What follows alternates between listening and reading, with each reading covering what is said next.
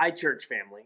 We wanted to make a special announcement to encourage you about an upcoming major decision for the present and future of First Baptist Church. On March 15th, at our regular business meeting, we will have a vote about moving forward with changes to our current church leadership structure. Over the last year and a half, several of your deacons and your pastors have joined together in prayerful study of God's Word on the topic of elders or pastors in the church.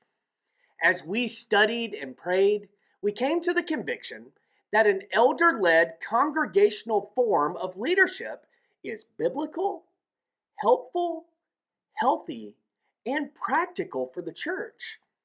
Under this structure, much would remain the same at First Baptist.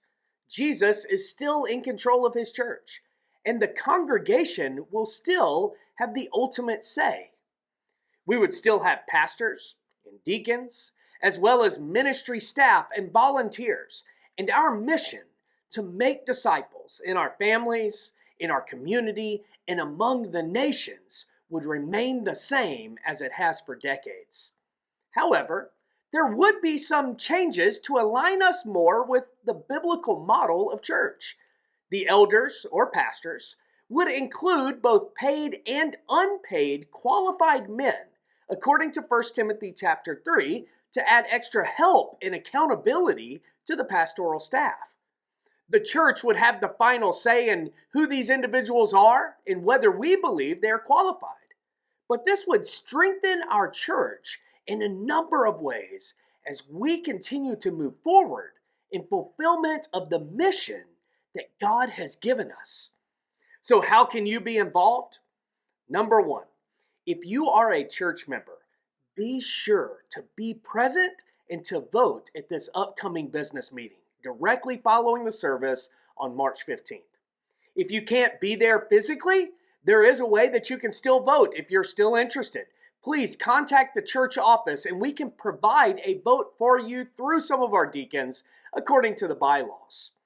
Number two, we want you to be sure to be biblically and prayerfully informed.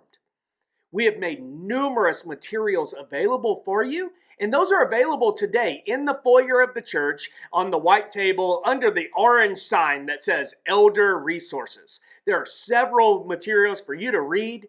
If you would like to speak with the pastor and discuss these topics and some of your questions, please contact the church office or contact one of us directly. We don't want you to be uninformed about what we're doing. And finally, be in prayer. We should never make a decision like this without studying God's Word and praying.